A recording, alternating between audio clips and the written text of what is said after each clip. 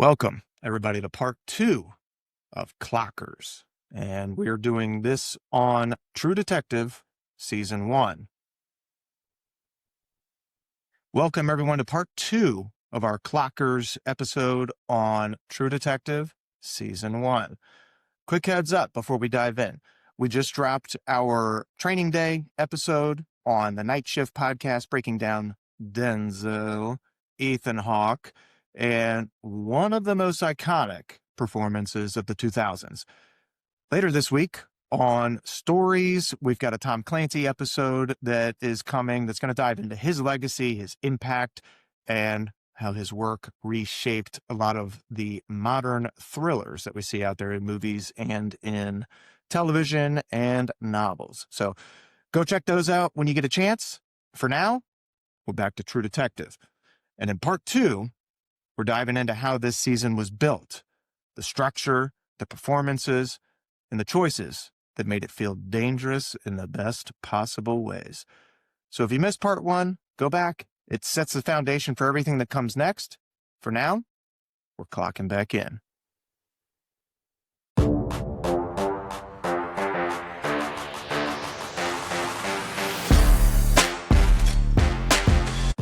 Wow, and we are back from the longest break you've ever seen in your life. We actually had an emergency, so we had to stop the pod when we got going last time, but we're back, baby. And we're talking True Detective Season 1, possibly greatest television show in history. We gave you guys a little background on the story. We gave you the beginnings, the making of it. Now, we're here to tell you how it got made. CK, CB, how we doing? Actually, I just want to touch back on before the emergency. During the emergency, I actually had time to rewatch this because it was a very extensive emergency. Very extensive. And I actually, if I didn't say it before, I'm saying it now. That's no question. It's the best season I've ever watched in my life. Thank you. I don't need to watch every season ever made to know that that's true. It's impeccable. There's nothing in it that I would say every single episode is a bang. It's a banger, dude. I'm on my third rewatch. I watched it in 2 days, starting on Hell yeah. New Year's Eve. And well, okay, so that's 3 days. Congratulations. That's 3 days. I didn't know you rewatched. Do Yeah. you feel That's amazing. We all rewatched. That's how I started the new year. Do you feel more powerful because of this? I feel the presence of the Yellow King. I've started actually at work. I've been asked a question. I'm like, yeah, it's this. Like I'm not You're doing trying it. Yeah, you're Like I'm doing it subconsciously. I'm being Rust. Like, well, I've been just- quoting Russ nonstop. Are you also giving them the Woody Harrelson? No, I'm not giving him the lip, but I am giving the other thing I'm channeling is the Woody Harrelson just, yeah, boss, yeah. And you just see how he rises up in the ranks just kissing ass. So I'm trying to mix the kissing ass with the confidence of Rust and trying to blend them into one guy like, Rust Hart or Marty Cole. Good luck. Pretty much impossible. Pretty much impossible. Well, this... I was gonna say. Oh, God. Sorry. Because I watched it in the summer. It was my second rewatch of this. Watched it in high school, which was over 10 years ago. Watched it this summer, all in 1 week. Thought it was perfect. Now I'm like really breaking it down. I'm starting to find a couple little things I can nitpick about, but I still think it's number one. Mm-hmm. Dude, it's the best season of It's television. not without a couple flaws, though. I mean, everything's got some flaws in it. Eating at a great restaurant 3 times. The third time, the first time you might go, this is the best joint. You go the third time and you might get a different waiter. You might Make it a hair. get a hair. And there's no hair in this food, but it could be delivered differently. Maybe the third time you got the chicken parm. Well, speaking of hair, we're gonna talk Russ Cole here. Well, the man behind Russ Cole. We're talking McConaughey, so naturally by now everybody knows he plays Russ Cole. This is the beginning portion of the McConaissance that's going on. And many of you probably know, if you are film buffs or, just into the Hollywood scene and people that are really good at their craft, McConaughey for a long time was pegged as this rom-com actor. He has said this famously on podcasts and his book and a lot of stuff, that he didn't want to do that stuff anymore. It's not that he doesn't like playing those characters, but he thought there was more to him than that. He thought he could do more.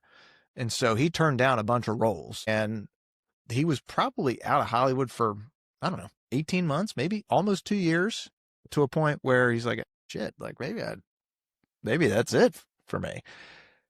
But he kept turning down those kinds of roles so that he could pursue things like this. And around this time, he has Dallas Buyers Club, he has Lincoln Lawyer right before this, which is another great film that is on our watch list for the night shift. And there is just a lot to him that has been untapped on film to this point.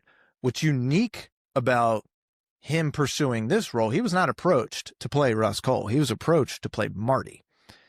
He read the script and said, no, I got to be Rust because I need to do monologues and I need to play a guy that I haven't played before. And this guy is it. And I want to deep dive into it. And so he did. He understood this guy, this character, as some like mask. He had a wound that would never heal, the loss of a daughter. And he channeled that emotion into one of the best character performances that has been caught on television. We are fortunate that this was caught on a TV show versus a film.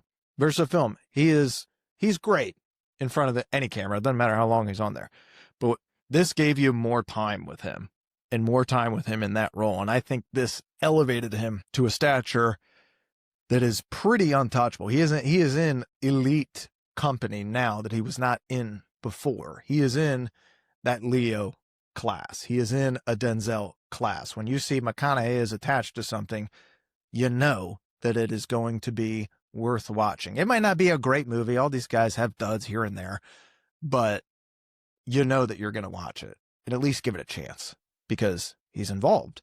So I thought that was probably the best thing about this, was getting him involved early, and him flipping the script literally and taking on the role of Rust versus Marty. And he handpicked Woody Harrelson. Those two just happen to be Texas buddies. So thoughts on Rust?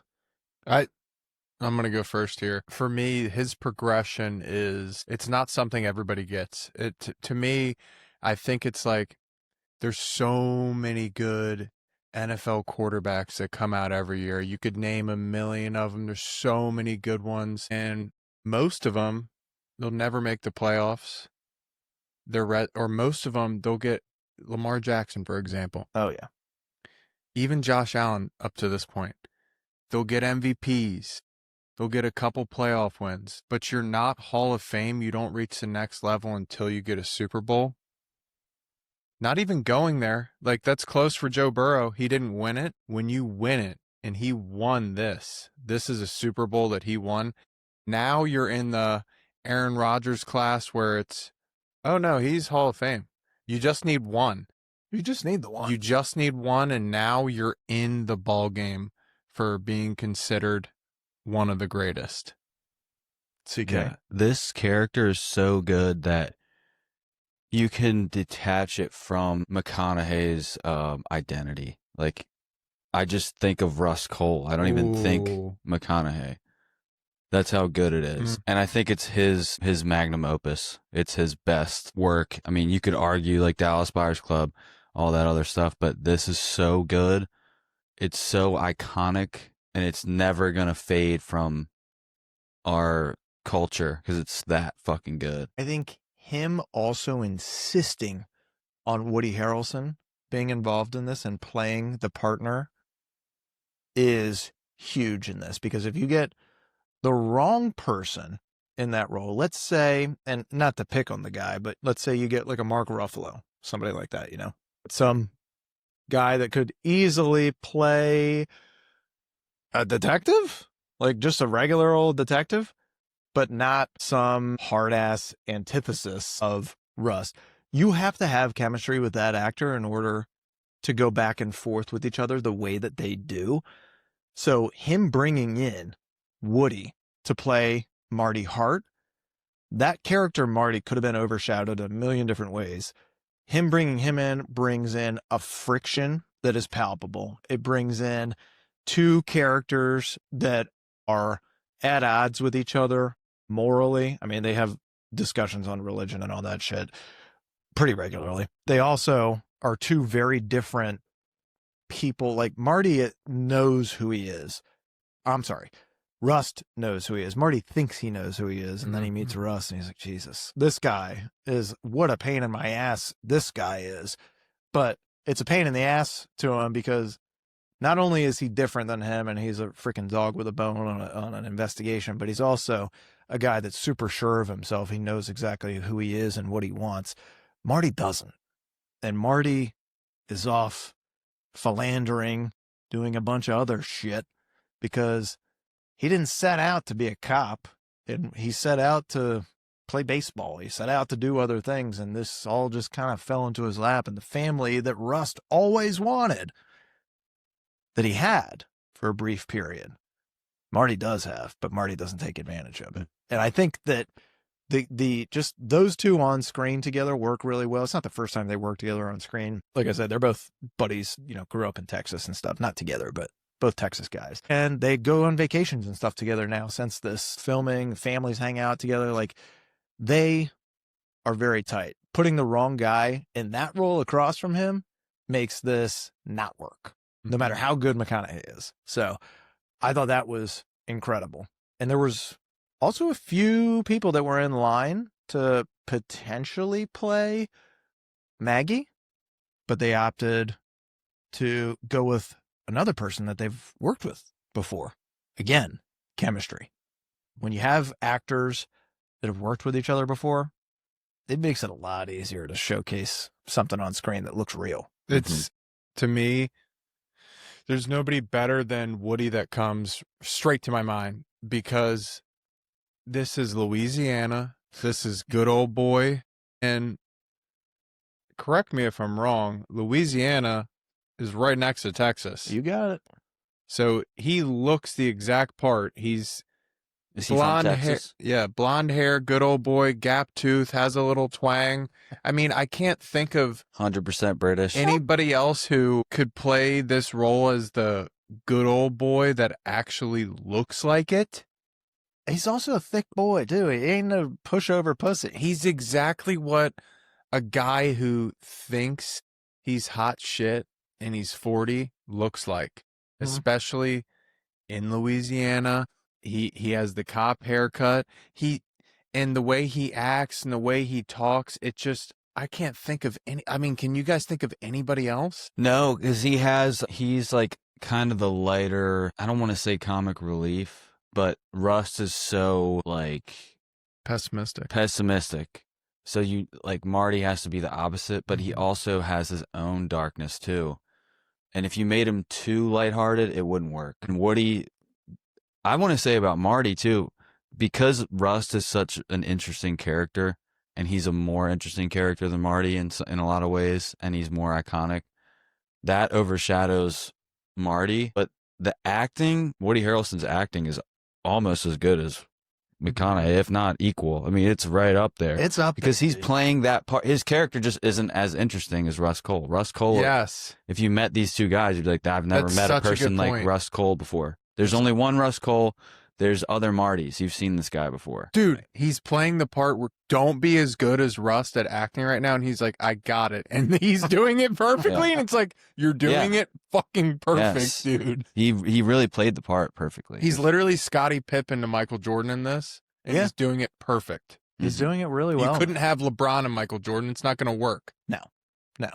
He does it great. They get Michelle Monaghan to play the season's female lead because, like I said, there was a couple of people that they had kind of been thinking about for this, but the two leads said, really kind of pushed her as well because they'd worked with her before. And they said, I think she should read for this. I think she should be, I think this would be something that she'd be great at. So she read it and was like, kind of, I don't know, not super sure, but after talking with the guys, she felt compelled to play this because of the direction of the plot and like her character's story arc. Because it's not, you think of her in this as, the good wife, but as you learn during the story, she is the good wife until she's not.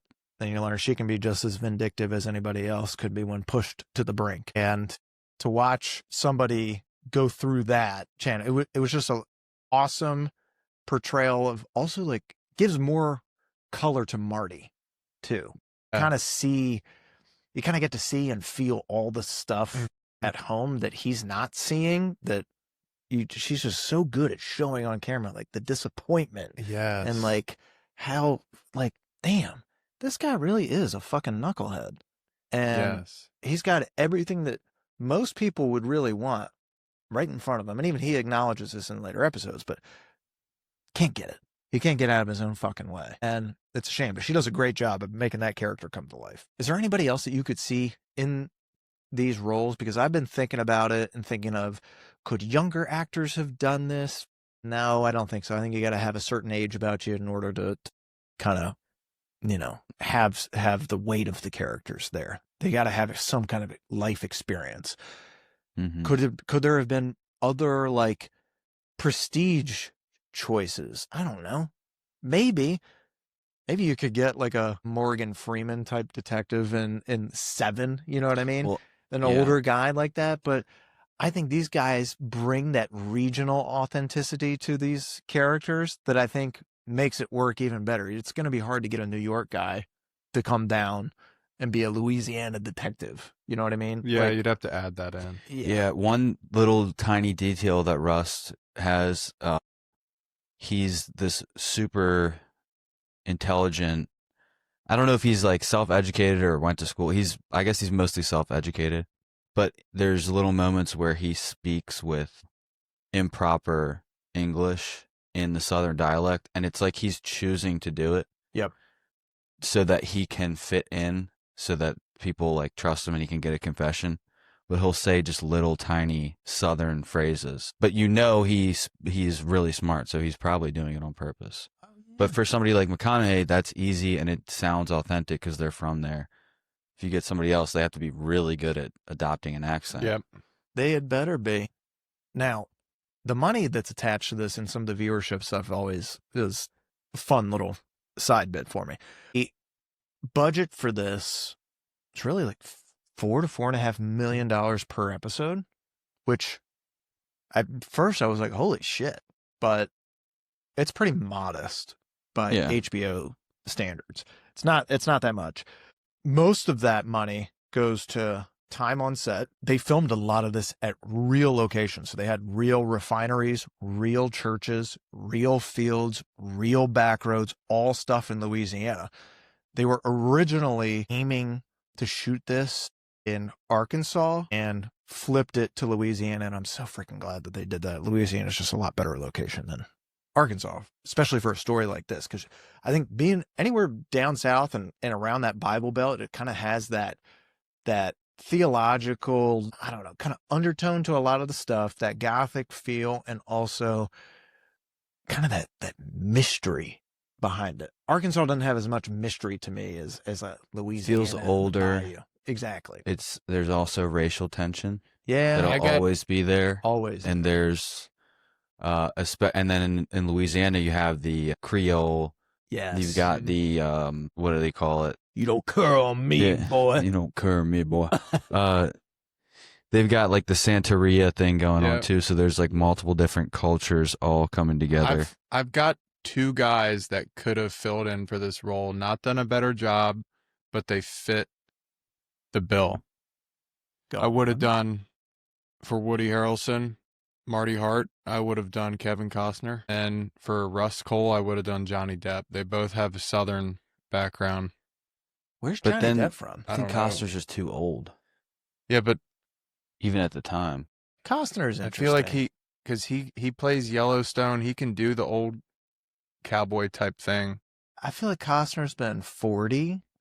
Well, now he looks like he's 70 plus. He's been 40 for 40 years. But I thought Now he's one of these guys that looks like he's been 40 for 40 years. Like when he was. He never looked that young. No. He always was like 35, 40. Johnny Depp is from Even when he was Kentucky. 20. How about that? Wow, Depp.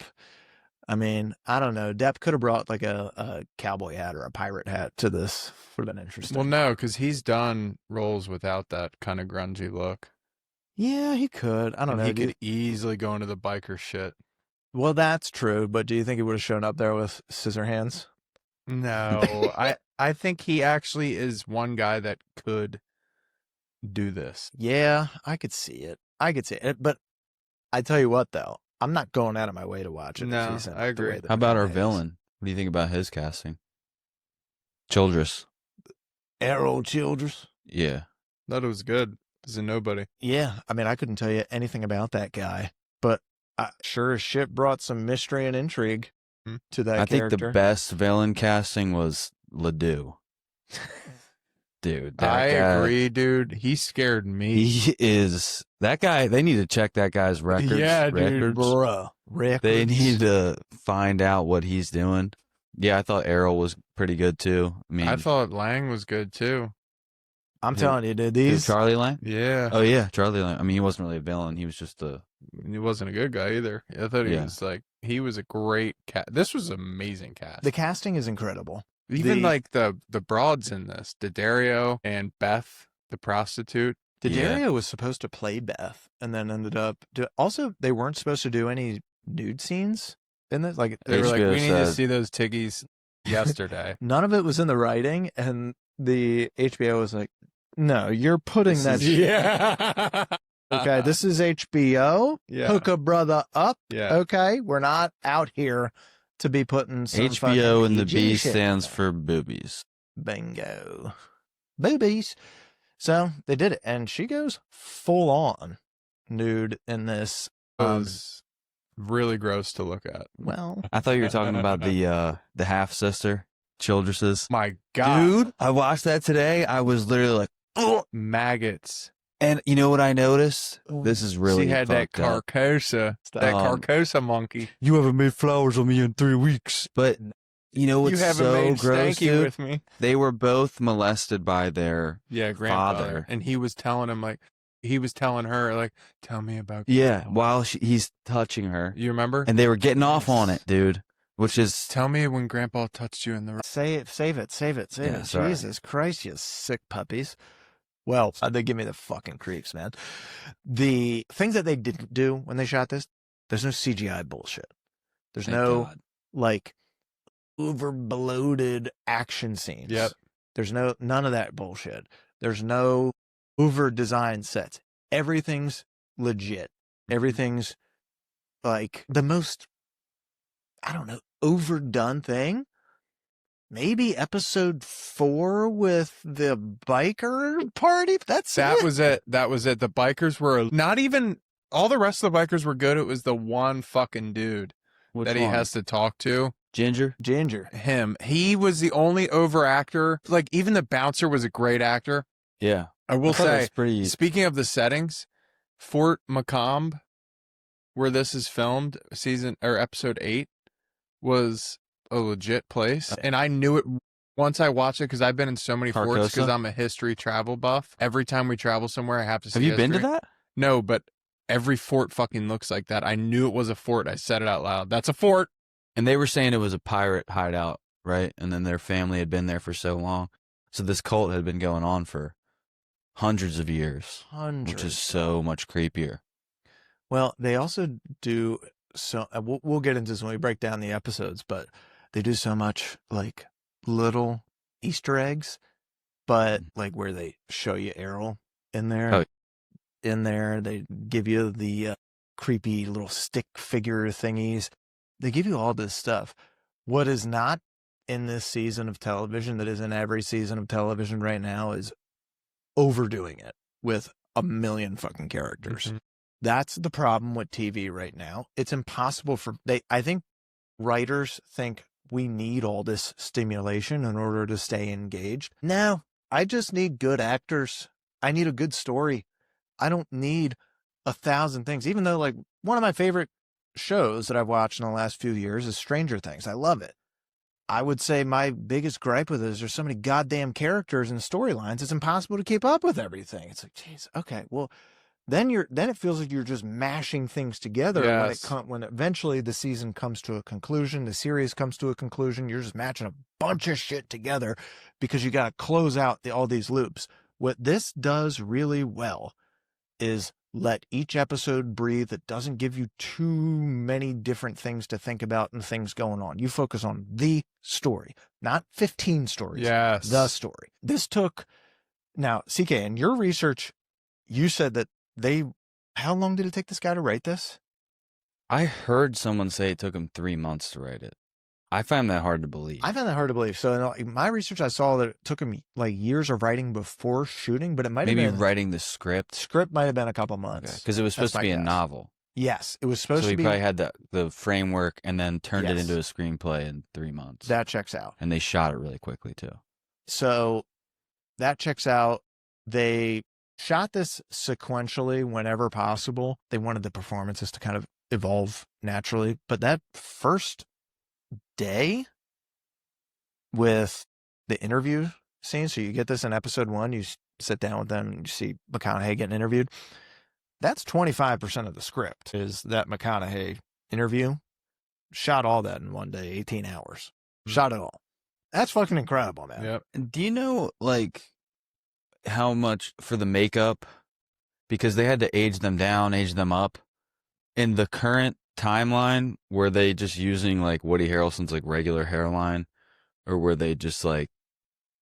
Oh, Because they they put a wig definitely... on him. I think they aged Maggie up in the current... In the 'cause current one, she they looks definitely- older than she actually is. for sure. But I think they had to make them look younger. Yeah, yeah. I mean, they definitely gave them wigs and stuff. Like, because we know Shane- Woody Harrelson's bald, so... No doubt. I'm going to touch on something you said. Try to be as non-controversial as I can be. When you said they didn't try to shove down your throat 15 different things, I loved it because, look, we're in Louisiana. This is country bumpkin town. Yep. They didn't try to do, hey, we got to have a gay couple in here. We Yes. got to have an interracial. It's like, they didn't try to make it into something. They made it so believable that it's like for the example, you're watching The Wire. What do you expect to watch? Fucking inner city Baltimore. They didn't shove in like, yeah, let's shove in a bunch of bro white guys. Like, No. no, you don't make it see that. exactly what fits the actual location, and then it's such a authentic feel, and that's Yep. what this had. Another thing that this does that most television doesn't, just by nature of streaming, it was still at the time of weekly episodes, which gives you time to obsess over things, time to come up with theories, time to have conversations with people about this stuff. There isn't this big binge dump. Some of the streaming services now do like this 3-episode dump and then they go weekly after that. You know, I think we talked about this a little bit before we took Mhm. our break, but HBO still does this. they do this, and I'm grateful that they do it. Mhm. If I want to watch it all in one binge, fine. Prime does it. You I just wait wait. until the season's done. But when things were like this, it becomes a lot easier to get attached to the show because now you're waiting for something. Now you got that anticipation that's coming. Now you're kind of thinking about, shit, I do wonder what they're going to do next week.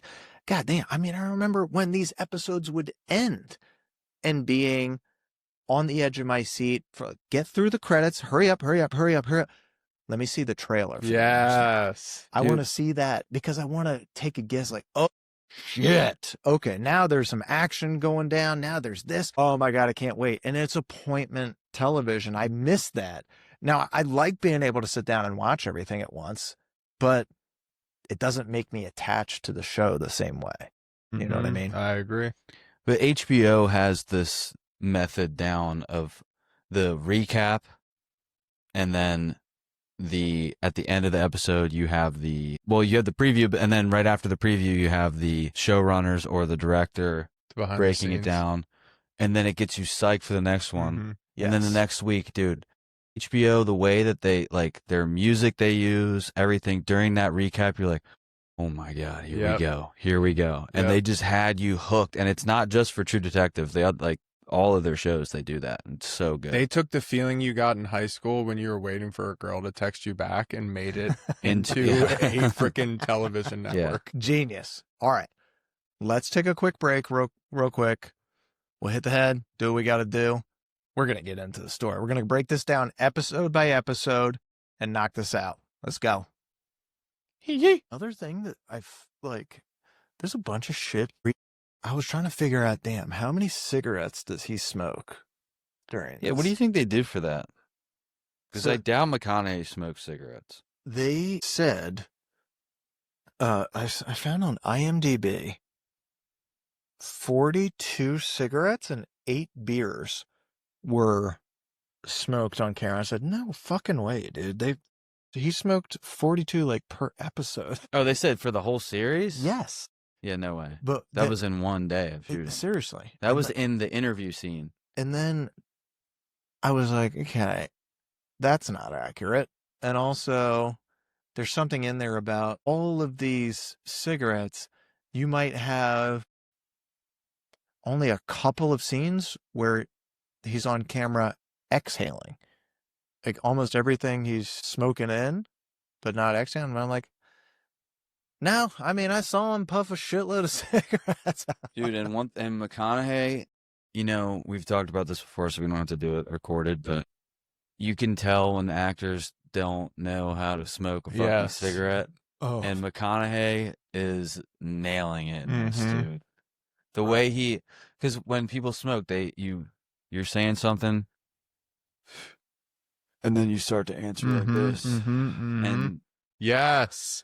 You have to be, it doesn't have to be cigarettes. I mean, he probably doesn't smoke cigarettes. Dude. He knows how to smoke. He definitely smokes real weed. smokers too. Smokes weed. When I would smoke Juuls, and I tell people this, my Juul, I had it more than oxygen. That's probably why I lost my lung. That's my number one fucking line. And when I would smoke, a real smoker that loves smoking, and you know this from weed, you hold that bitch in and you hope everything you exhale is clear because your lungs absorbed every fucking ounce of it.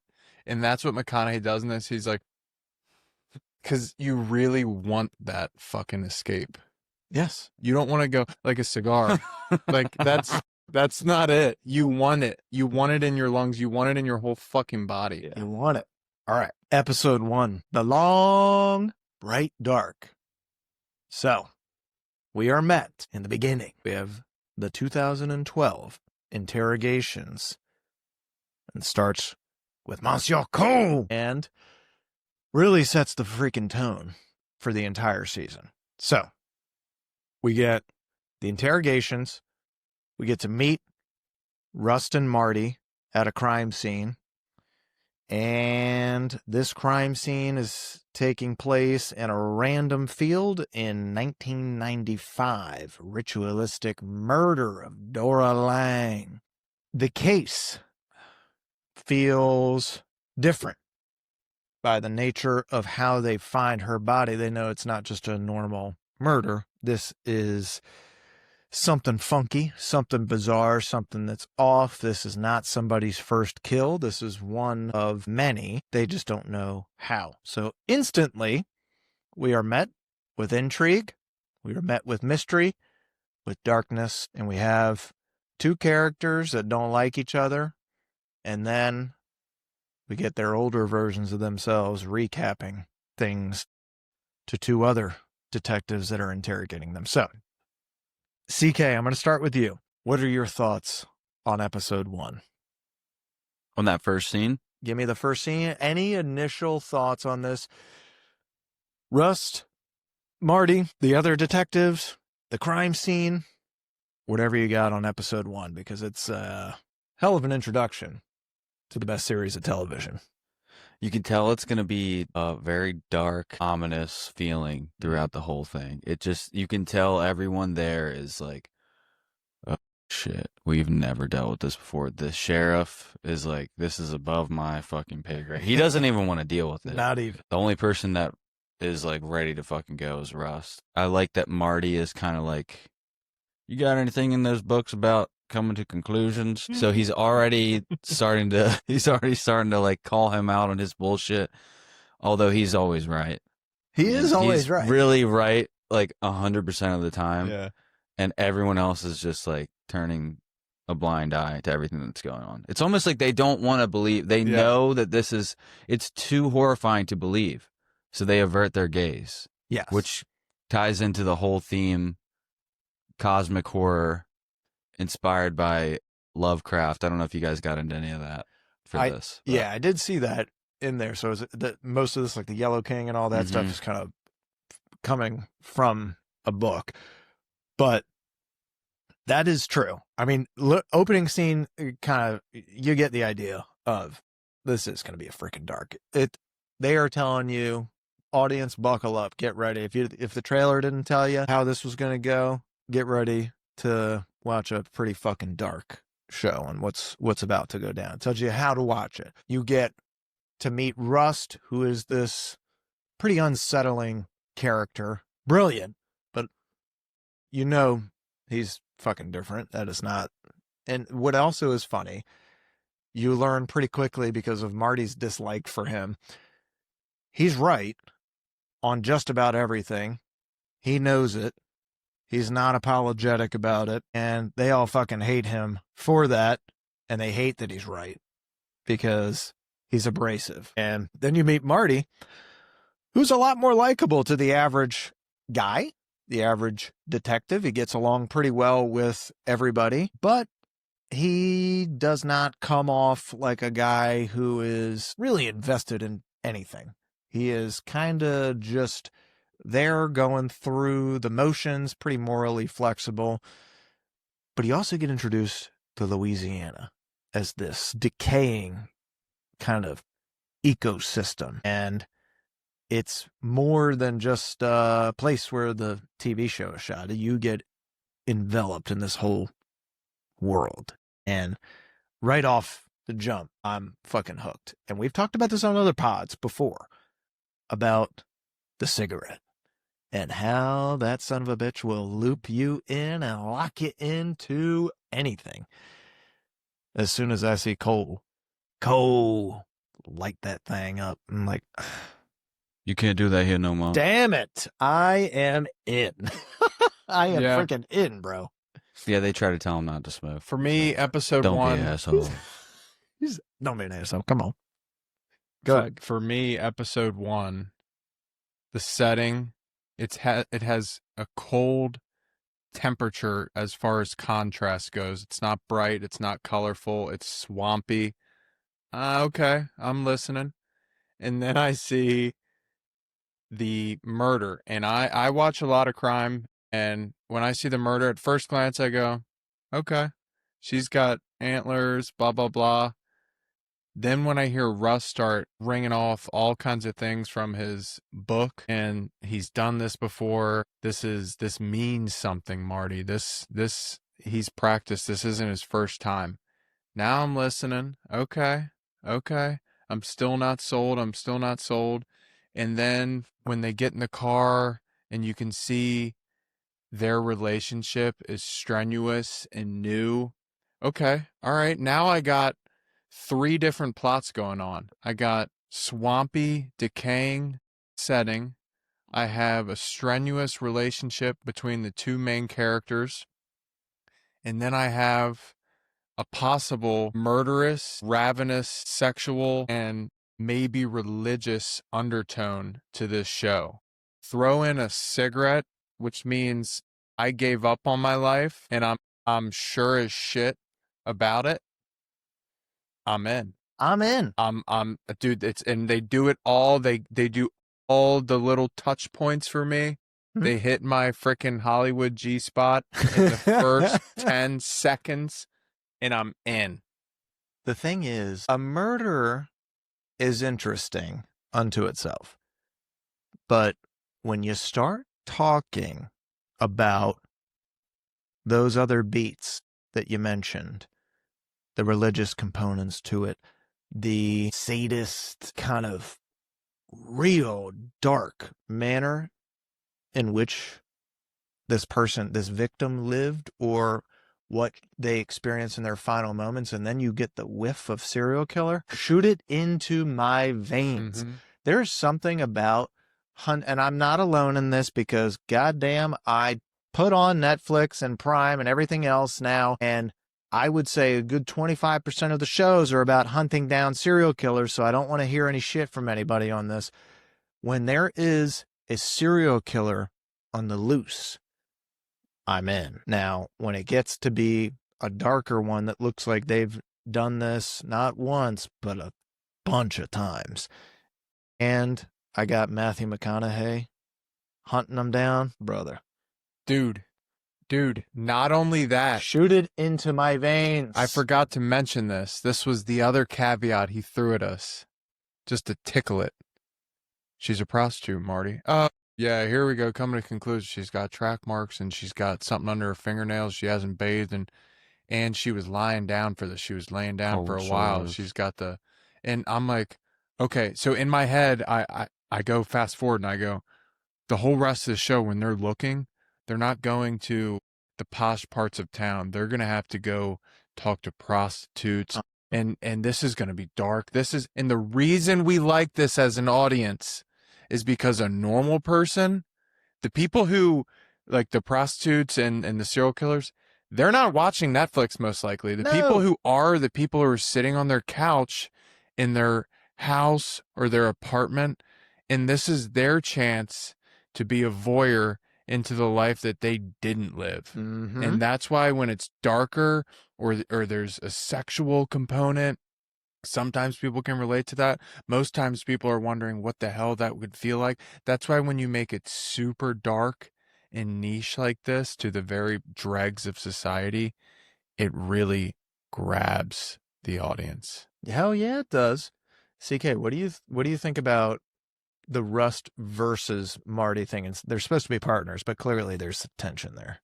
Mhm. And it seems like Rust gets thrown on him because Marty's like a nice guy, maybe, and he doesn't really want him to be a partner, but nobody else wants him. Well, I think Marty is a good detective, but Rust is it is his whole life. Not even being a detective, this case Yes. is his whole life. Well, I think when we get introduced to Rust and he rattles off all those different things that you mentioned, he comes off obsessive and super knowledgeable about not just victimhood and crime, but with serial killers. And then you're thinking, all right, I'm kind of intrigued. What kind of experience has this guy had? Okay, hold up. You're telling me they were killed right here? Sorry, audience. This is a stupid bit that me and my dumbass brother have back and forth. Wait, right here? Okay, I like what I'm hearing. Okay. You're telling me There's 3 churches. this guy doesn't have a notepad. He's got a ledger? I'm in. Okay, I'm hooked. So Okay, what is this a reference to? this is in reference to the stupid Dollar General video that we have watched 1,000 times. Okay, I'm listening. Okay, I'm listening. okay. Where the strategy behind a Dollar General. It's right across from a church. Okay. Wait, there's already a Dollar General here? So you're telling me if you got to lock your doors when you're going through? Okay, I'll lock it up here. All right, put it in. You know what? Put it in. Let's go. So when you get that dude rattling that shit off like that, I know that I'm in for not only a great case and a great show, but I'm getting into a character that is obsessive and going to make this very interesting, because then I know I'm going to get some backstory on him. And I want that. I want to learn how did this case come up? All right. So obviously we have a killer, we have a victim. What's the victim's story? What's the killer's story? How are they going to find this guy? But now I get to get the detective that's involved. How did he get to this place? And how does he know all this shit? We've talked about him being potentially self-taught and all this stuff, but this is episode 1. I don't know anything about him. I just know that this guy's weird. He's offbeat. Mhm. And nobody else seems as interested in this as he is. Most of them just want to avert their eyes. He's the only one that won't. And Yeah. that's something that's very interesting because you'll see that foreshadow for later in the season because he is the only one that does not want to let this go. Other people are pushing this away and away and away, but I thought that was interesting. That's the thing that you said there, the one thing that hit me. He doesn't look away. No. When everyone else is freaked out, it's a subtle detail, but you might not even know you register it. Like I am right now, I'm registering it now. But him not looking away and they're all like, I ain't fucking touching her. And he's touching her, moving around, looking so. It's like, oh, maybe he's ex-military. Maybe he's done something where this doesn't freak him out. And that's what you're thinking, like, he's somebody I got to keep an eye on in this show. Yes. I don't know what it is, but I'm interested. And I will say that's most characters that McConaughey plays on screen. It's generally his personality as somebody that I just want to watch this guy. I'm interested, but he's very engaging. This is a different beat of a character because it's very dark.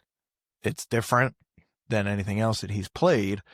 He's still super engaging, but beyond the crime scene, you get the other two detectives interrogating them. And I'm not really sure. So you have two timelines going on here at the same time. And usually I'm not a huge fan of timelines, and particularly two going simultaneously with each other. Sometimes it gets real freaking confusing very easily if the writers don't do it right or the editing is off just enough.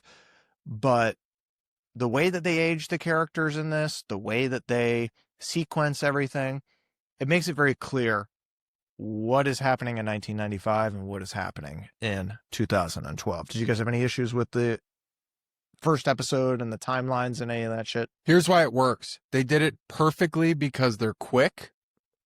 It's 1995, but they're not flipping back to present time to a different situation. They go to the exact situation that they're talking about, or when they come back to the interview room, it's of what just happened. It's very linear.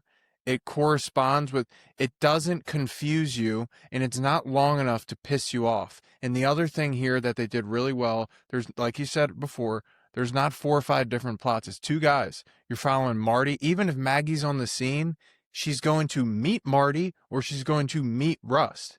She doesn't have her own POV. Exactly. It's all 2 POVs. There's It's only very 3 easy. in the whole show.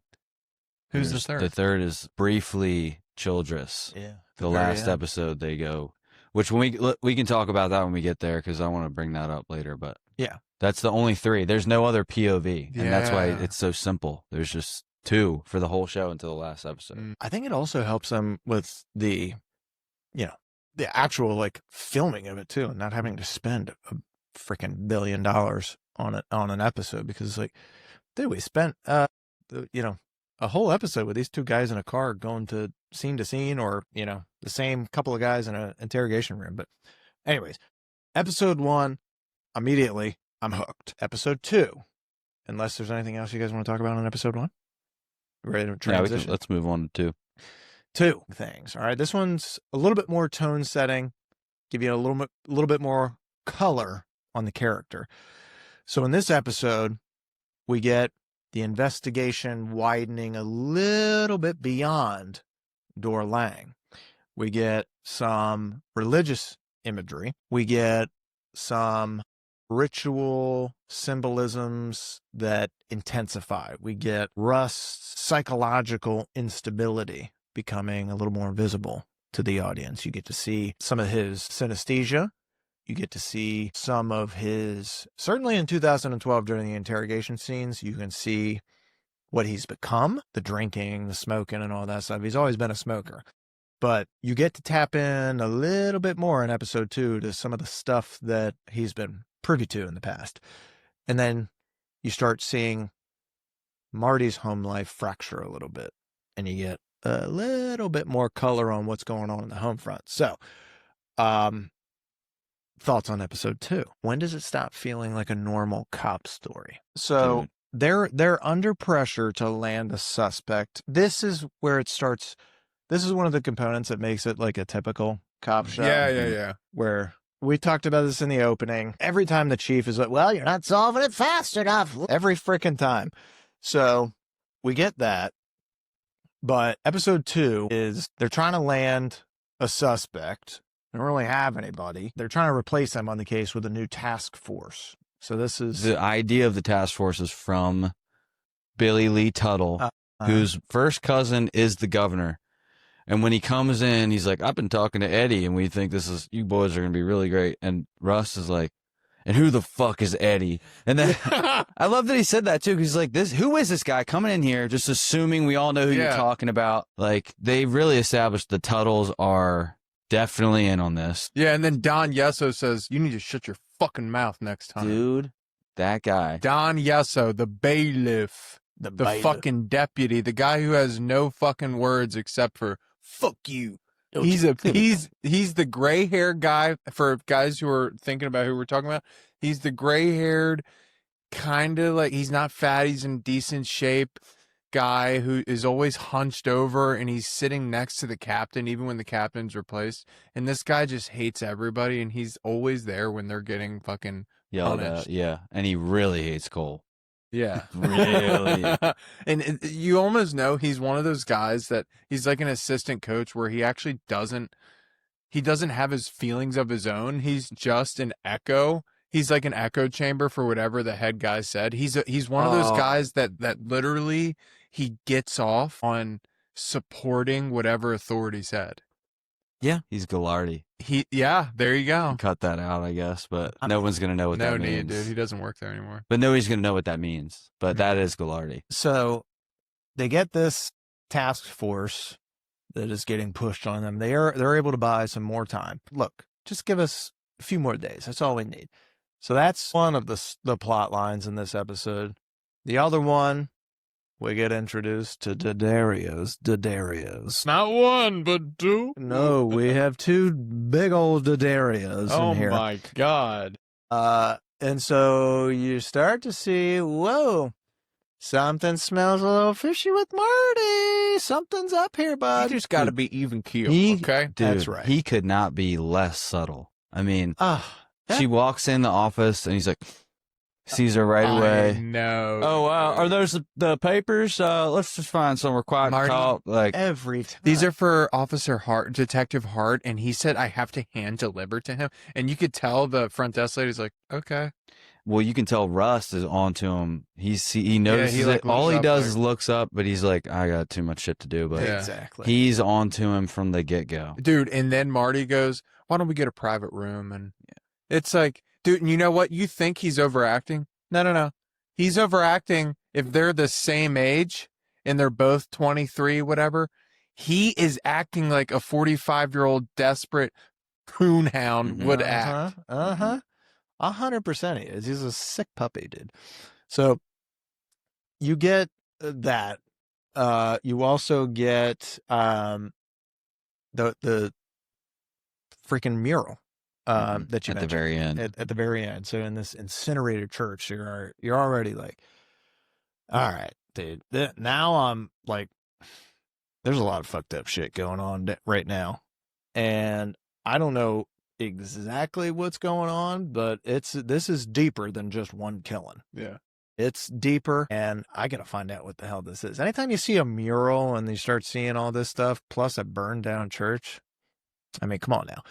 But the Tuttle component to this is always like, this show is so freaking Louisiana. It can't just be like John Tuttle. It's got to be Billy Lee Tuttle. Of course.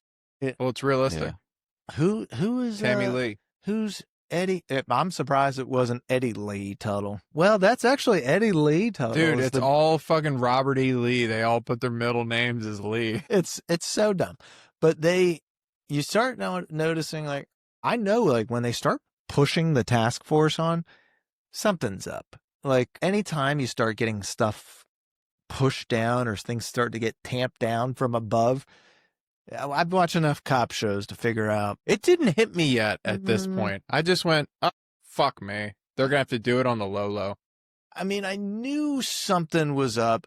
Didn't know what, but I knew. All right. Something's up. I mean, Billy Lee is so suspicious. Yeah. In there. And he's huge.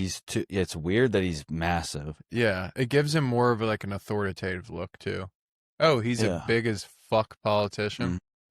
Well, it also makes more sense why Errol ends up becoming. They're all big. They're all three of the MFs, big main old villains are creatures. huge. Yeah.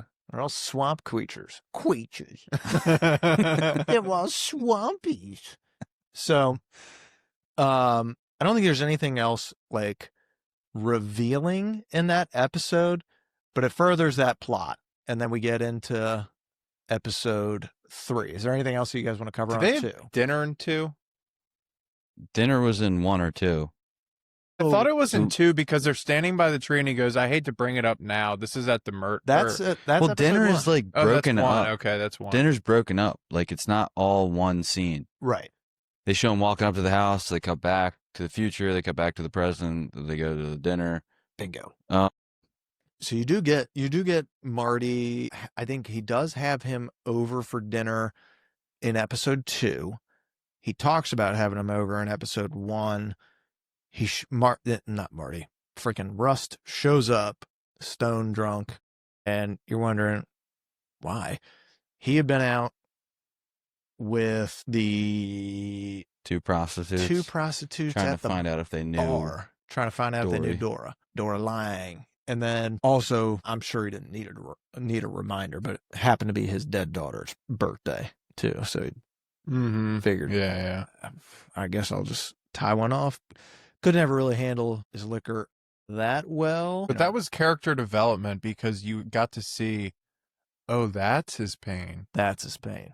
That's his pain. Okay. That's his pain. Right. That his acting when they open the door, he's standing at the front door, and he's like he glances at the 2 daughters and looks away, and he's like holding everything in, and then his apology to Marty, dude, the acting was what's it like? He's like he tells him why he was drinking. I was following up on some KAs at the bar, and I had a drink. Couldn't think of a good reason not to. Usually I can. And then Marty's like, don't worry about it. We'll do it another time. He's like, Marty, I'm sorry, man. Like voice tremble. Yeah. I'm not doing it justice. No. I remember it now. It's so good. Like he's actually and Marty's like being sincere. Can you fucking pull it together for 10 minutes of conversation? I'll get you picked up. Yeah. And then this is the first signs of like him butting his way in between Maggie and that's when I kind of thought, oh, maybe does he like Maggie? And I don't think he likes Maggie in that. No, but she likes him. As an audience member, I'm going, every show's like this, and he's talking to her.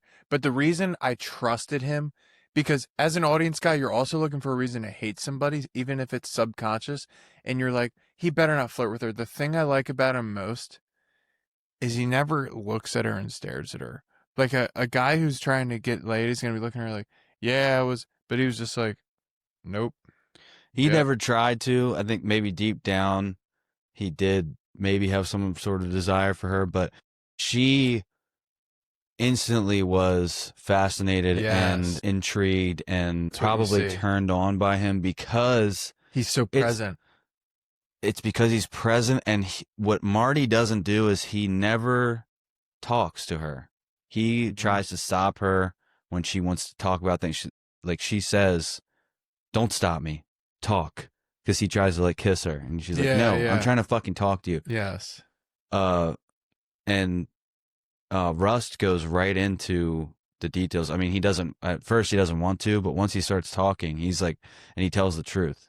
He's honest. And that's what she wants. She just wants Marty to be fucking honest. Like, and if he would have just said, I cheated on you, I'm sorry. Like, she probably would have been, oh my God, it's the first time you more actually said okay something with to it. me.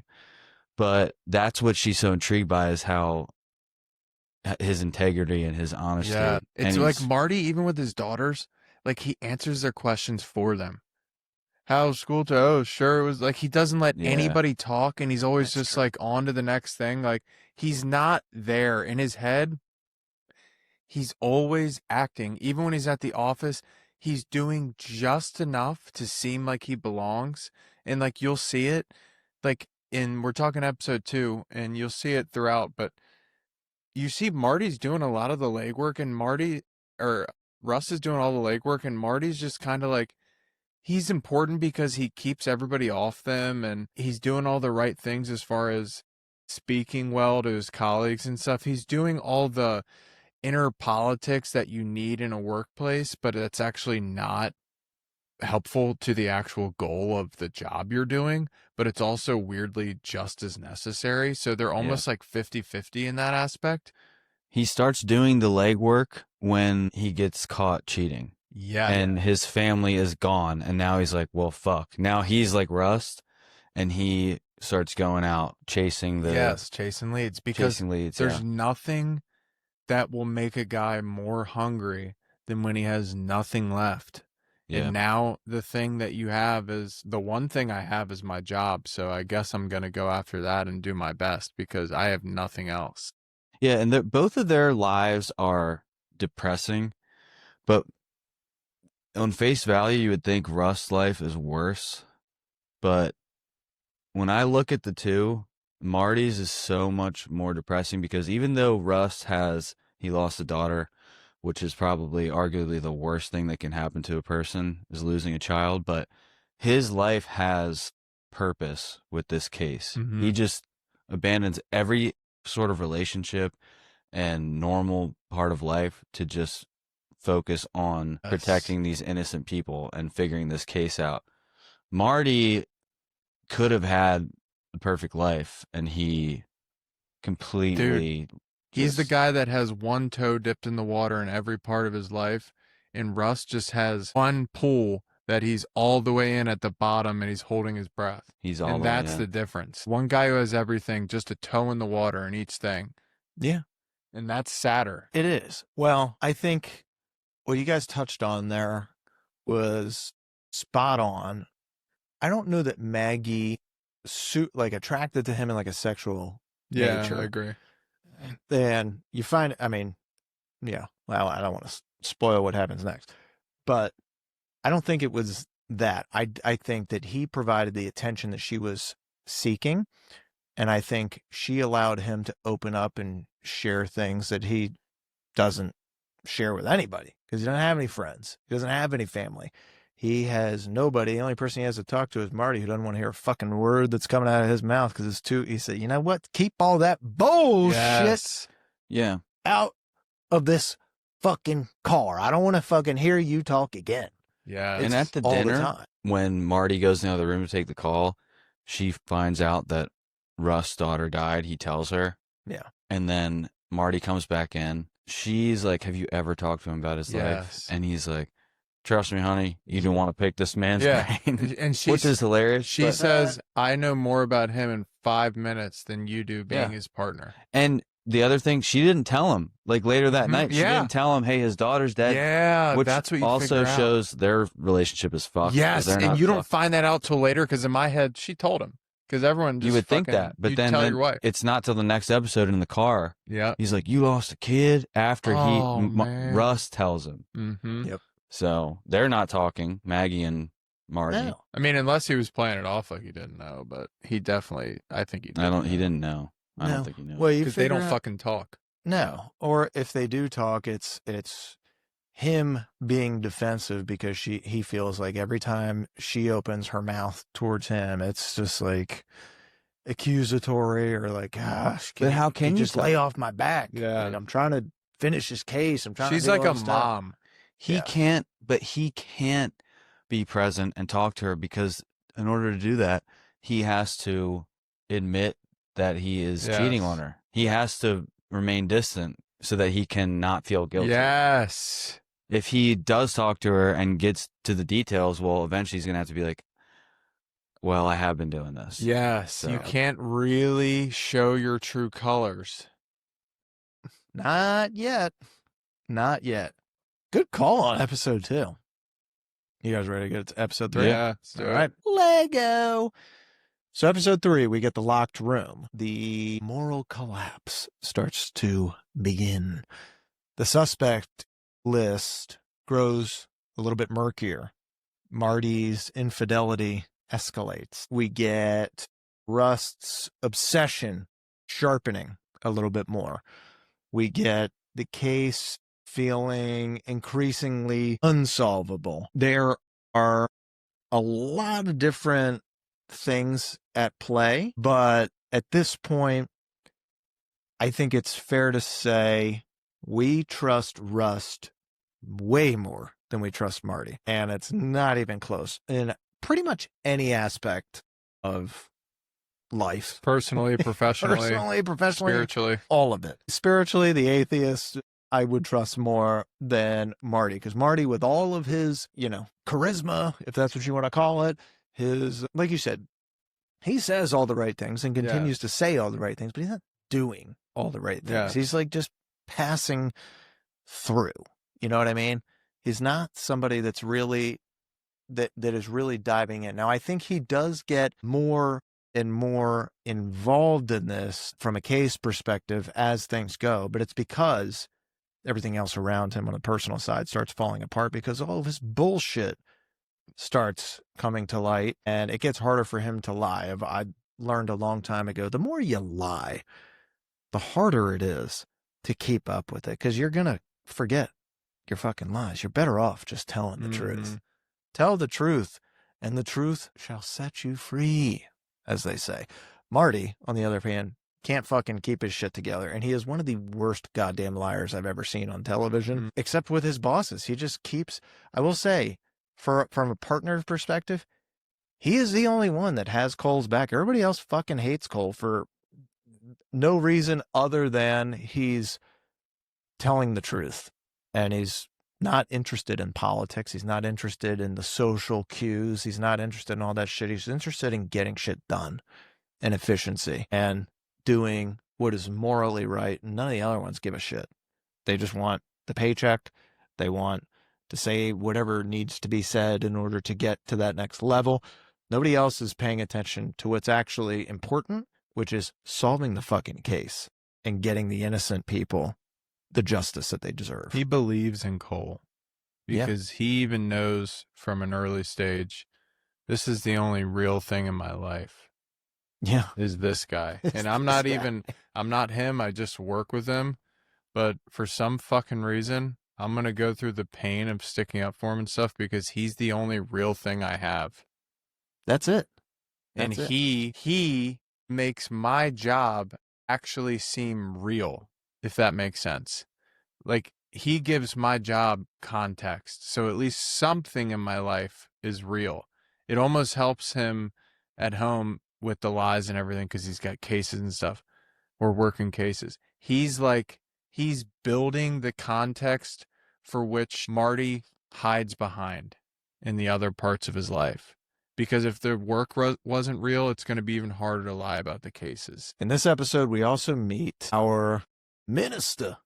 Now, this guy is, I think he's got to be under contract with HBO at this time because he's in Boardwalk Empire. He's in, like, I swear to God, everything. 5 different HBO shows at the same time. But he is our tent revival minister. And they find him because the prior episode, we find that mural in that burned down church. So that was his church.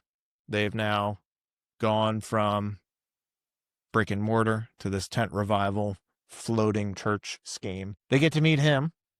Well, hold on. They find him not from that. They find him because after the beat down church that's burned down, they go to the prostitutes. Russ is working them at night and he's at the bar and they tell him about the ranch. He goes to the ranch and then they give him the one thing the girl had in her book. Oh, that's right. Which was the flyer for the tent revival. Yep. And that's how. So they find him. Minister Therio, right? That's right. And then they get to talk to a known sex offender that is implicated, I guess, in Dora Lang's murder. But Cole's pretty skeptical. And Bert. And then they find out later, well, Bert couldn't have freaking done it. This guy doesn't have parts. They got cut off in jail, partially. And he just, like, coldly, detached, kind of was like, man, well, that couldn't have been him. Marty, I don't know what to say. I went to go. I gave the guy a hug. He shit himself on the spot. So, Yeah. like, I don't think he gave him a hug. what did he say? He braced him. He said, I He braced him. braced him. I braced him and he shit himself Yeah. on the spot. Like, yeah, poor guy. Shit himself. Which whatever. I was thinking, what's brace? Yeah, what? Yeah, how did he find out that he got his? Well, he obviously said before he went in, I'm going to check him. And the minister said, we'll go do it somewhere private.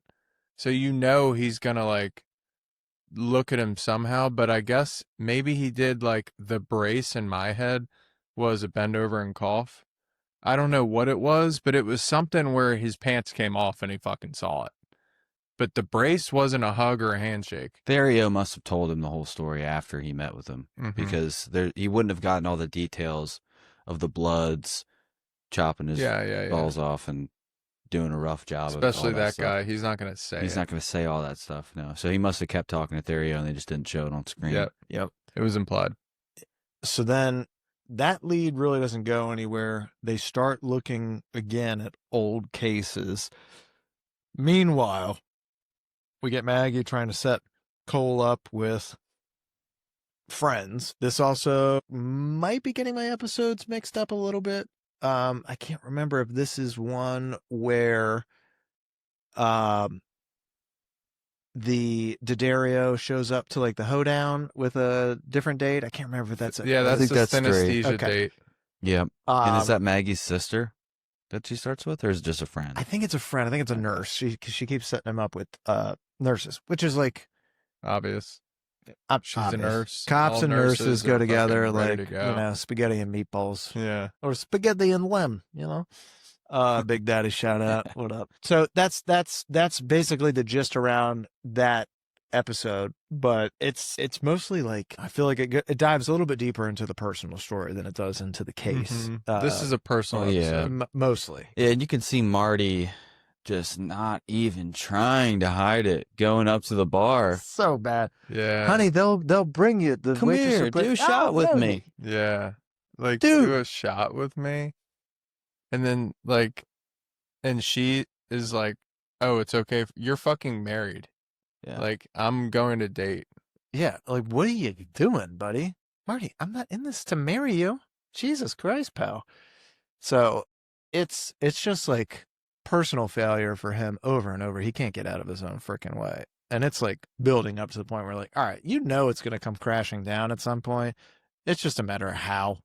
How is it going to happen? This guy is so stupid and obvious. Yeah. It blows me away. You start seeing a lot more of like Rust's nihilism too, poking through. And some of that's because his partners are basically an idiot on a personal level. And so like the longer they're partners, obviously the closer he gets to Maggie and the family and all that stuff. So he sees like, when he sees them, it's almost like a surrogate family for him. And then he sees the guy that's in charge of that family. It's also his partner, just ruining everything because he's so stupid and trying to chase after everything that's not his. It's not necessary. This when we get the locker room scene in episode 3? I'm pretty sure this is the locker room scene. I also think in episode 3, as far as the investigation goes, this is the Marie Fontenot episode. And they get introduced to the green-headed spaghetti monster. That's right. Which is also callback to the book that you mentioned that a lot of this script comes off from. From the Marty perspective, I don't know. He just keeps digging his hole deeper. There's not really much else there. You're just waiting for this thing to come crumbling down for him. Do you feel for him at all? Or are you just like observing, like, all right, well, let me just wait until this falls the fuck apart here and then see how he reacts to it. Part of me is kind of at this point hoping that it falls apart so he can get his ass like, dude, you can't be half pregnant in 7 different arenas of your life. You got to go all in on something. If it's home life, great. Let it be that. If it's work, great. Let it be that. But he is in nothing. Yeah. He is everywhere and nowhere. All if the all in is a divorce, then by all means, let's just be all in on one fucking thing. Do something, buddy. I do. As much as I don't like him, it's not really, I don't think this is the correct word, commiserate, like I'm feeling for the guy, but I do know people like him. So, and I think everyone knows somebody like him in their life that just, he can't help it. He's insecure. He's trying to find some sort of love that he didn't get. Even though he's got it right in front of him, he's still looking for something. So it's not really commiseration. It's more so like understand him. Oh, I understand him very well. I had a not guy a like this hate. in my life for a very long time. So did you. I did too. It's not a hate as much as it is like, oh, I know this guy. Like, and the only way through this is the hard way. Yep. What drives me crazy about him is, and we're getting ahead, so we can come back to it, but that he gets a second chance and then does the same freaking thing again, dude. That's when I'm watching it and I'm staring at the screen like, no, what are you doing? Yeah. Like the first one, it's immaturity. It's like all of his excuses. Yeah, they're bullshit, but at least you can say like, you can kind of reason with it. It's a mulligan. It's a mulligan. Hey, it's a mulligan. He hasn't learned from it yet. It's not excusable, but he hasn't learned from it. So he cheats with Dario, and then he gets the one thing that would make his life meaningful back, and then he fucking throws it in the trash again. And that's what makes me really hate him in a lot of ways. I don't hate him all the way because I think he is a good detective and a good man as far as taking up for innocent people. But as a family man and as a husband, terrible guy. At this point, you Not don't yet. know he's going to do that yet. Yeah. So there's still hope Yeah. at this point in his character development. Yeah, there's still hope. Which is what makes later more impactful. But at this point in time, you're still hoping like, okay, he might get through this. Maybe he's going to like just come clean. Yeah. It's just, yeah. I mean, it's an interesting dynamic because you have everything that you guys just mentioned. So you have Marty's self-sabotage. He just can't get out of his own fucking way. And at the same time, you have Cole obsessed with the case, and he's already got this mindset of, this pessimistic mindset, nothing matters except this and doing the right thing. And you're just like, I don't know, man. You would think that having for Marty that kind of pessimist next to you would get you to see the other side of things. He just can't fucking stop himself, dude. He contradicts himself, Russ. So many times. Because Well, Russ that's does, true. because nothing matters, but why are you the most moral guy? Well, and that's the most true. honest guy, and your only focus is to actually save innocent lives. If nothing mattered, why would you do that? Well, he talks in all these like, well, time is a flat circle and all that kind of bullshit. And I think some of it comes off like he's just maybe trying to coach himself a little bit. You know what I mean? Like trying to get into that mindset, or maybe emotionally detach himself so that he can complete the case and solve what needs to be solved. But if everything is truly that bad, wouldn't you just kill yourself? Yeah, but he even says that. It's not. He says, Marty asks him, why wouldn't you just kill yourself? And he says, I don't have the Constitution to do that. So my only option, I forget what he says, but his only option is to do what Colin's saying, is to try his best to fix what's in front of him. What did he say? He's like, I tell myself it's something, but the truth is it's habit. My programming. Yeah, my programming. And I lack the Constitution for I lack the suicide. Constitution for suicide. Wild. So it's his programming. It's not, that's what he tells himself. It's not because he cares. I don't think he really believes this. I think deep down, he does believe that there's meaning to life, but because of all the trauma and pain, he's got to convince himself that there's no meaning. Well, A lot of my favorite episodes in television are the penultimate episode, the one before the finale. But episode 3 kind of feels a little bit penultimate to one of the best episodes, and that's episode 4. Episode 4, we get to meet Crash. And how we get to meet Crash is fun. We get to meet your boy Ginger, which is tremendous because he's got the biggest freaking eyes you've ever seen in your life. And I'm ready to talk about it, boys. Let's talk episode 4 and then we'll take a break. So, episode 4, who goes there? We get Rust infiltrating the biker gang. Everything fucking blows up for Marty because, well, Daddario tells the wife everything that's going on because Marty has a little bit of an episode. Might or might not have gotten drunk, run over a sign, showed up at her apartment, tried to bash the door down, maybe at the end of episode 3. This was after the hoedown. After the hoedown, because how dare she go and blow another dude, because she is supposed to be his side piece. I called Colin about this and I said, dude, I connected with Marty so much on this episode because... No, listen, guys. Oh, my God. This is a past self of mine. I was a troubled guy like Marty. Granted, it was 12 years ago. It was high school. But where you think it's an attack on your whole fucking life when you're not the one that's picked and it's somebody you love. And maybe not even love, but someone who you think is your fucking right, your property. Right. And that's what he thinks in the situation. And the one thing he says that clicked with me, and I told Colin this, is, and this is like such dominant fucking thinking, is the one thing he cared about, not if they fucked, did she suck your dick? Because fucking is pleasure for both. Sucking your dick is, no, she just wanted to pleasure him. She chose him 100%, not 50-50 like sex. Sucking his dick? That's like, give me the face. That's like, dude, she does not care, but she actually wants him so bad. She wants him to be happy, the guy she's with. Just There so he is a can get level off. of pleasure that you get from, I mean, I don't want to get too crazy. If you're like, you go down on, No, sure. You're enjoying it too when you go down on your girl.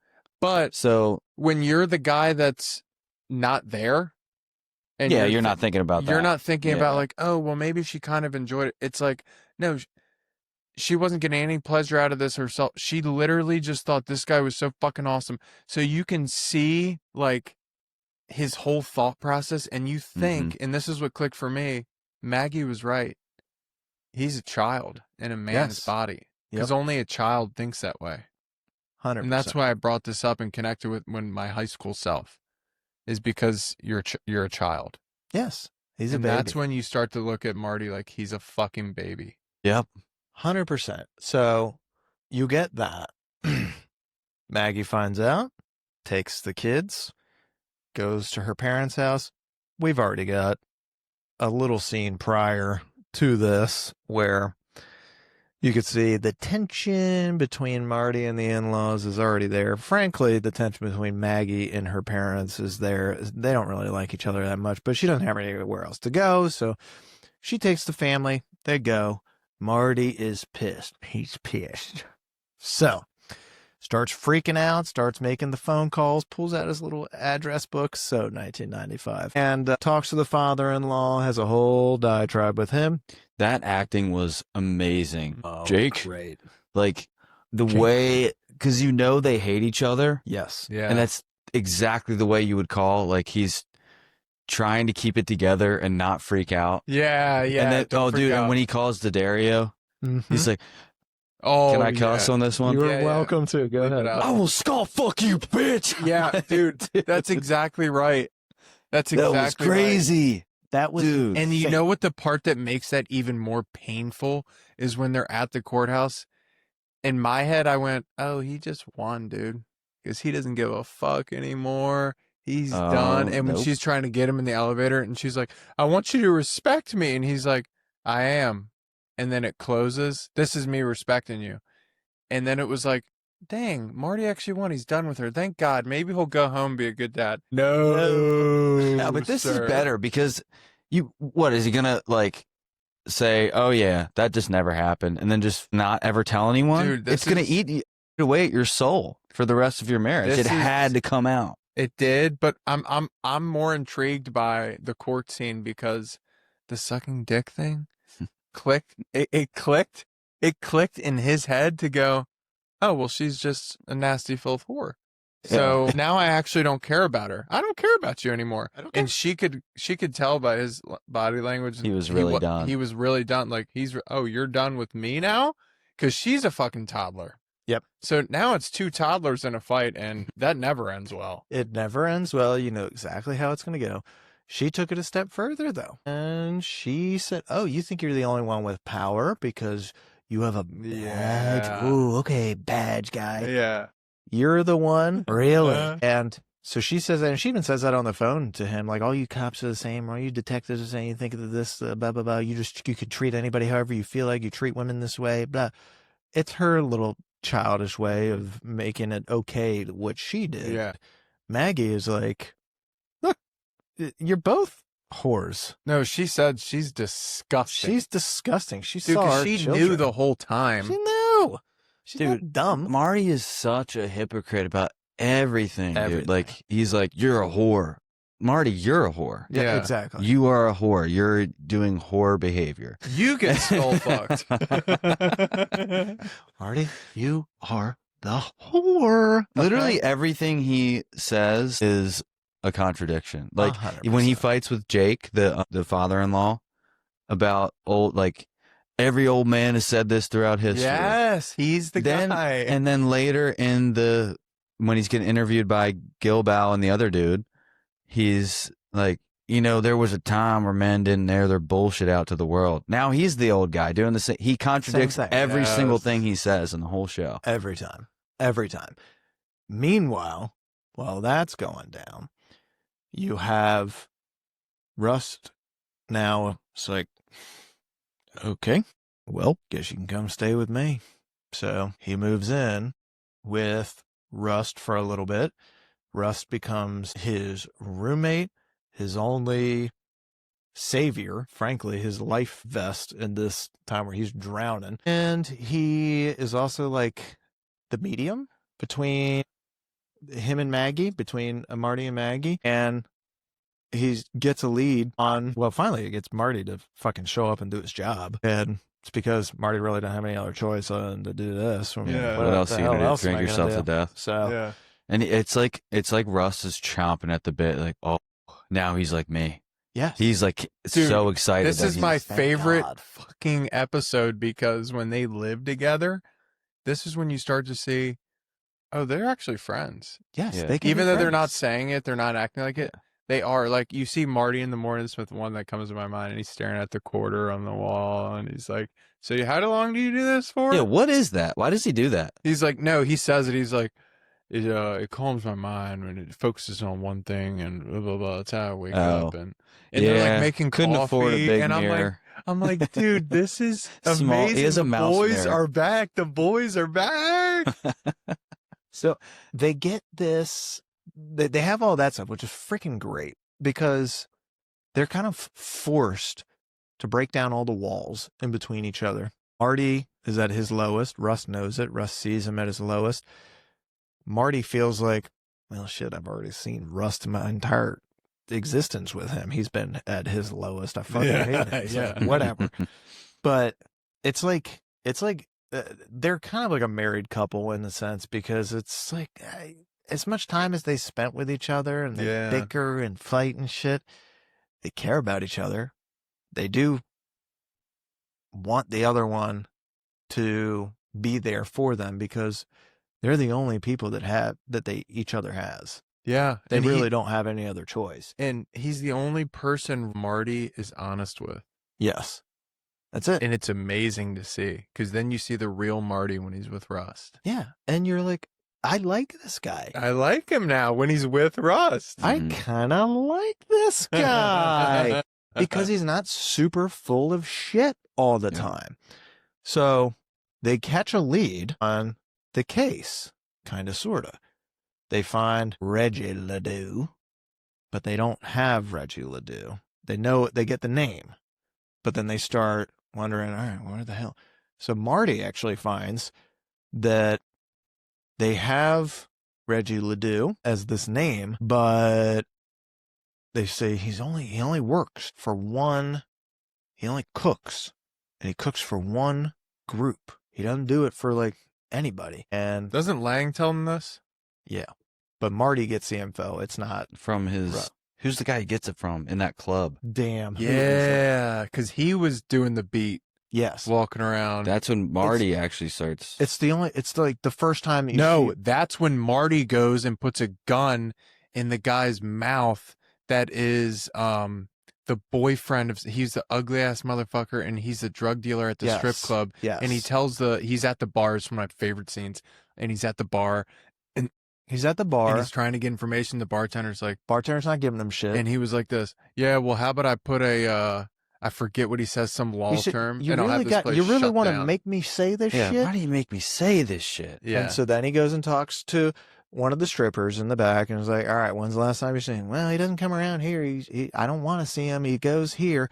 And so then Marty tracks him down, finds him, goes out in the back alley, does pull the gun on him. Mhm. And then that's when you're like, fucking thank you, Marty, for Yeah. showing the fuck up, dude.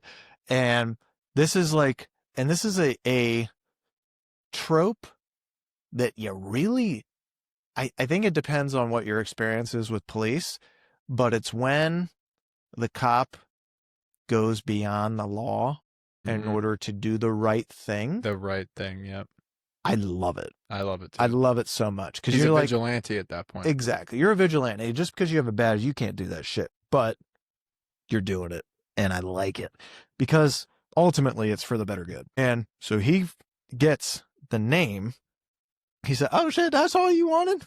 Why don't you just say something? Okay, well, that's Reggie Ledoux. So he gets the name, and that's when they find out that, oh, wait, he was with the inmate that they've already talked to, Dora Lang's husband, ex-husband, I guess.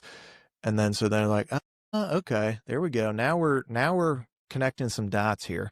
And then he gets that name over to somebody else in a different department, and then they say, oh yeah, he only cooks for this one group. It's this gang, this biker gang out of Texas. He gets that from the guy in the club. He gets that from the guy in the club. Yeah, Mhm. when he's got the gun pointed. Yes. And then that's Iron when Crusaders or something. Iron Crusaders. Yep. And that's when Russ is like, say that name again? Yeah. Did you say Iron Crusaders? You're sure? You're sure? Oh shit, I ran something when I was doing Narcos. I did Yeah, that. in Texas. And I was so working for the cartels. you got it. And so that's when you're like, well, yeah, dude. So he comes back, and that's when you're like, all right, what's he got? So then Russ opens up the trunk. Yeah. You see all the weapons. He's like, God damn, what you got in here, Russ? He said, well, never knew when any of these gangs were going to come back on me, because he had been out for a couple years now. As far as they were concerned, these narco biker gangs or whatever he was working, they thought he was dead. So he was like, well, you're going to like this jacket I got. And it's the fucking Iron Crusaders jacket. Dude, this is my favorite scene. He goes, Marty says to him, are you sure you want to do this? And Russ is like, Nope. no. If it doesn't go well, I'm just gonna get a bullet in the head. And that's the best that could happen. Yep. You know That's what the pretty- cartels did to you? And Marty's like, what? And he's like, they did was they took a razor blade and they took it right at the top of your scalp down to your chin. And then they'd fold your face over with a mirror in front of you. So then you're looking at your face without all of its skin. And then they cut your balls off and put them in your mouth. And they choke you to death. Yep. And he's like, Tape you to Marty's a like- chair that's bolted to the floor. Yeah. Use a couple rolls so you can't budge. Yep. yeah. Dude, that monologue, when I first watched it in high school, that scared me more than anything. Mm. If that happened. And then you're like, okay, so this is what he's about to do. This guy's a fucking savage. And then he's in the kitchen. He's doing the cayenne and water into it. And he's like, they're not going to trust me if I don't have track marks. He's got to have the track marks. He's got to have he's got to look like, and got to come up with a quick story as to what the fuck he's been up to. And you also find out that it gets like kind of dropped, like hints get kind of dropped in a couple episodes prior that he's used in the past. He's had to. Now you get to see it firsthand. That Rust is like, no, I mean, if you're in deep the way that I've been in deep, you got to fucking go all in. You got to do it. And that means you're going to have drugs and you got to use them. And so you get to the biker gang. He walks right the fuck in. He looks the part. He goes right through the back, goes through the secret back door. This might have been the most produced of the episodes, maybe. And you get to see his little interaction with Crash, talking about Miles. We're like, who the fuck is Miles? His character is Crash now. That's how the gang knows him as. And he wants in on whatever the hell they got going on in the gang so that he can get more info on where the hell Ledoux is. He said, well, so he tries to, him and Marty steal cocaine from evidence. Well, Rust just him. does. Yeah. Just Rust. Marty Rust. doesn't know about it. And takes that as a means, some kind of bargain chip to swap for the meth because he's got to get to this cook. Trade coke for crystal. You got to get to the cook. If he can get to the cook, Ledoux, you can find out what the fuck's going on with this case. We meet Ginger. Ginger's an interesting character. You get to see nervous Marty show up like a fucking 45-year-old dad. Might as well show up with New Balances on. I know. What's with his dude. hats, dude? I He wears hats know. 2 times in the show, and they're like the worst hat you could ever Worst pick. hat I've ever seen. He's like a schoolboy. in a hat. Yeah. He shows up in this, and I'm like, He what does the an fuck is all right he job doing? just to get eyes on Rust. Yeah. He's like, my friend, I'm afraid he's gonna drink again. It's been 20 years. I'm like, his get the sponsor. fuck outta here. Like, it's not a bad cover. Yeah. It's not a bad cover at all. And he looks in the New Balances like he looks legit, like he would be that guy. Yeah. Right. So, like, not bad. But also, I'm like, damn, he couldn't have done anything else to kind of like blend in a little bit further. But that's not his scene, man. He's not in this. Like, he's never been in a biker gang that we know of. He's just like a regular fucking dude with a big ass dick. No password. He just Yeah. looks him up and down and goes, yeah, no fucking way you're getting in here, buddy. I'm just looking for a friend. Dude, the other thing you notice with Rust is that before he gets all hyped up, he's doing the cayenne, he starts drinking the bottle because he wants to look like he, not just fake, but he has been drinking. He's got the sunken eyes and they're dark and his And he face starts is like that. doing lines too. His character has always looked weathered, no matter how young he is. Yeah.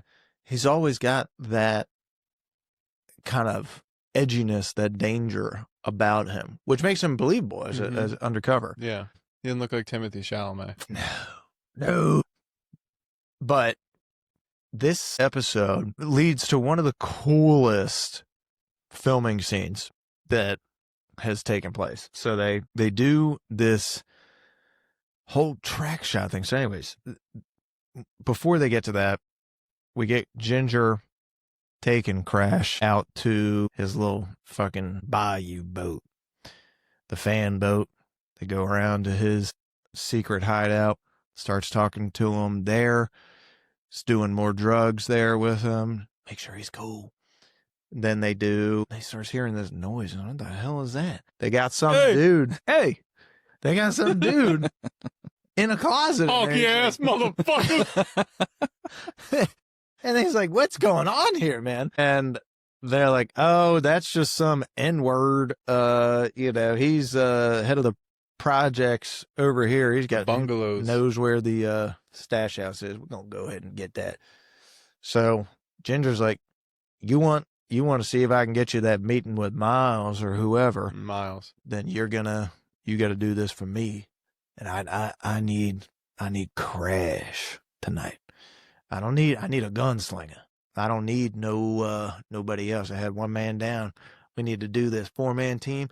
You're going to like what we got. They come in there with freaking fake cop suits, and their whole plan is, we're just going to go into this stash house. We're going to F some people up a little bit, take the money, roll out of there, but we have the cop uniform, so that should do.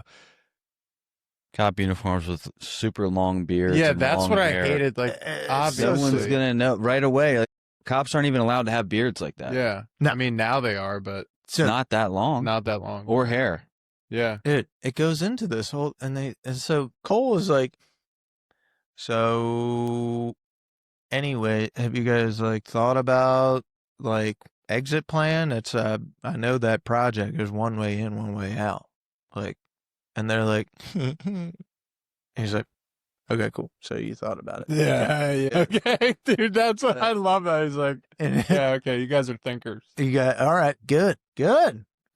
Good. So Okay. before he and Marty part, before he gets into this party, he gives Marty this phone. He says, hold this phone, green to answer, red to hang up.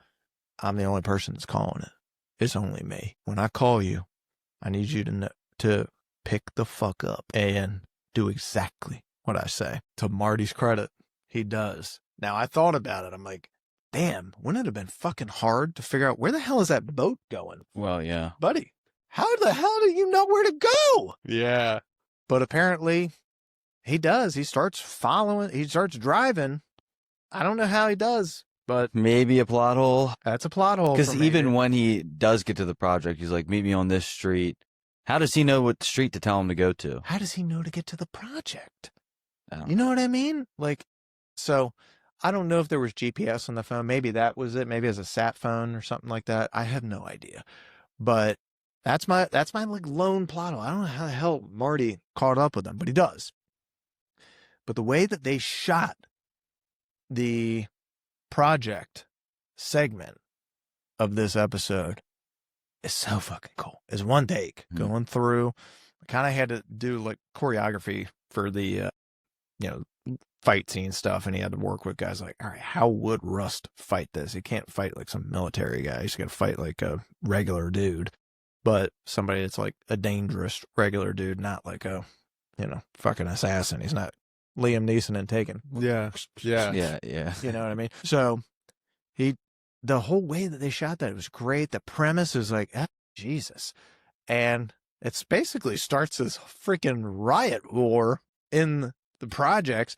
I think it's the only time anything's ever been filmed in that project. We did just do a Training Day episode where that was the only time something was filmed in that project. Yeah, the jungle. So I might be confusing this with the jungle, but I don't think I am. I think both of them is the only time anything's ever been filmed there.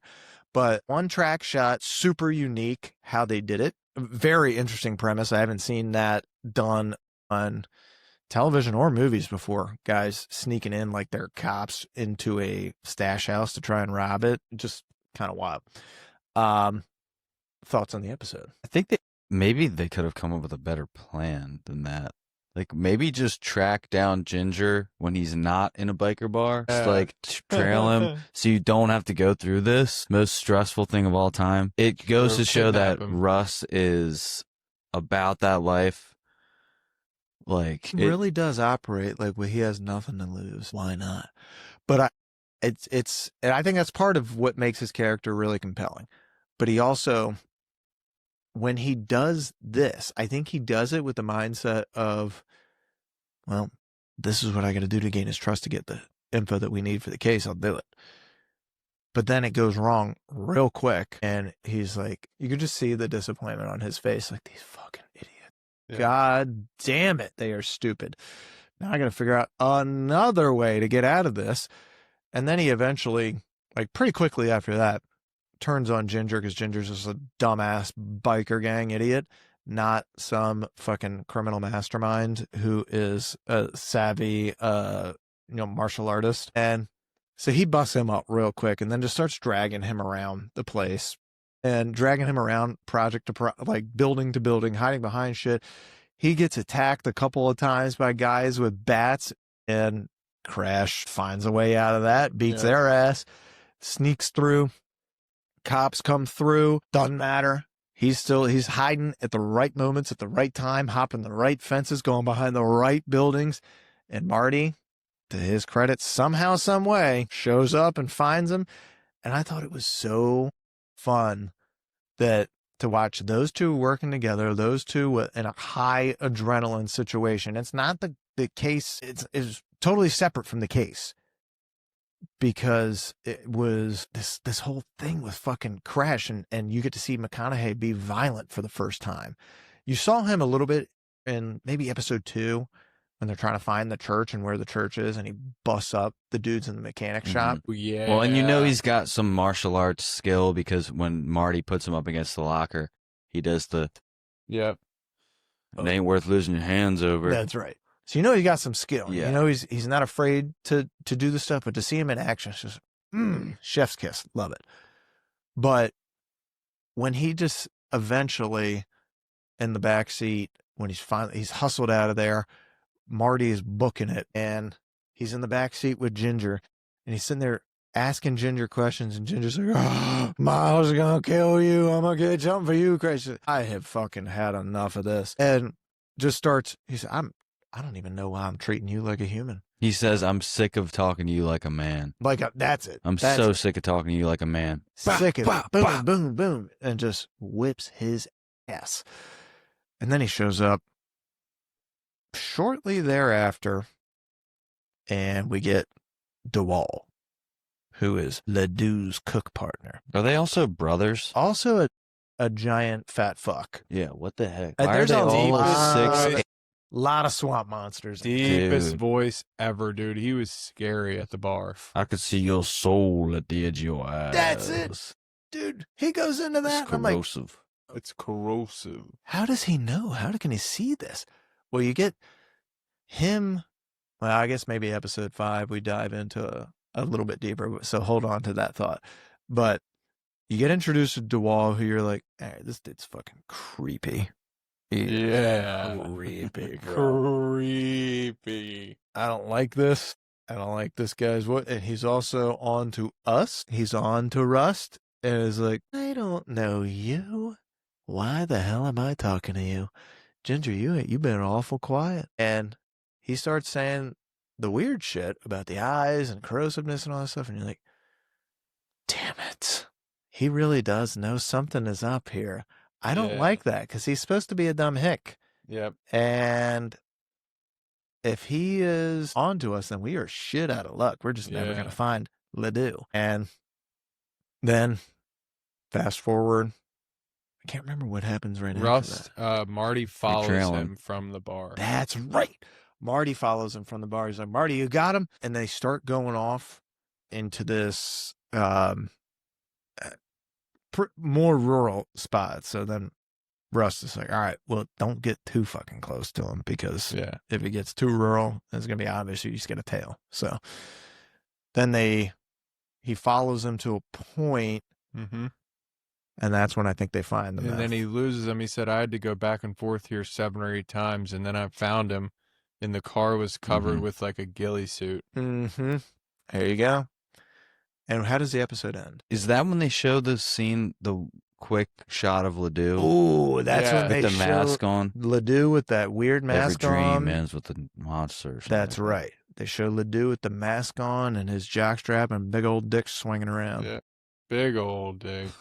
God damn, these swamp monsters are packing some heat. Dude, and this is the Dick's one episode corrosive. where there's one bad shot where it's Rust in his car and they do the classic shitty green screen behind the windshield and he's like driving like this. Like, dude, Yes. he's not driving right now. He's in a studio somewhere. But other than that, everything is shot amazingly.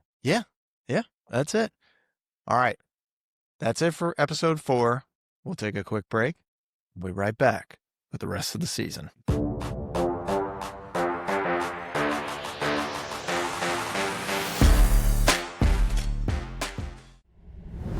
Well, that's a wrap for part 2 of our 4-part series on True Detective Season 1.